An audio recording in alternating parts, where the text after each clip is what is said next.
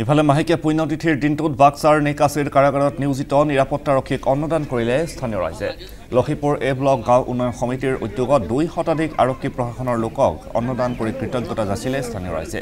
15 অক্টোবৰত জুবিন গাৰ্গৰ মৃত্যুৰ জড়িত 5 অভিযুক্তক কাৰাগাৰলৈ অনাৰ সময়ত সৃষ্টি হৈছিল হিংসাত্মক পৰিস্থিতি নিয়ন্ত্ৰণৰ বাবে প্ৰশাসনে নিয়োগ কৰে যথেষ্ট নিৰাপত্তাৰক্ষী।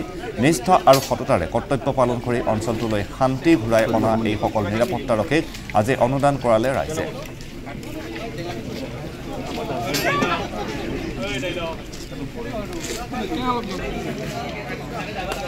নতুনকৈ নিৰ্মিত হোৱা জিলা কাৰাগাৰত মানে তেওঁলোকক ৰখাৰ বাবে অনাৰ সময়ত কিছু বিক্ষিপ্ত পৰিৱেশৰ সৃষ্টি হ'ল আৰু তাৰ পিছতে আমাৰ গোটেই অঞ্চলত এটা চাপা উত্তেজনা হৈ পৰিল।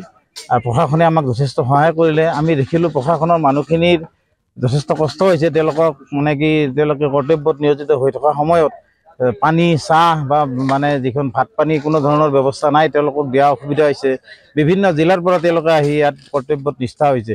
সেইকাৰণে আমি গোটেই ৰাইজৰ যিখিনি ডেকালৰা বা আমাৰ গড়সমূহ ৰাইজ লখিমপুৰ এ ব্লকবাসী ৰাইজে জুবিন গাৰ্গৰ মহাপ্ৰয়াণৰ আজি মাহেকীয়া এমাহ হৈ গ'ল আৰু সেই আমি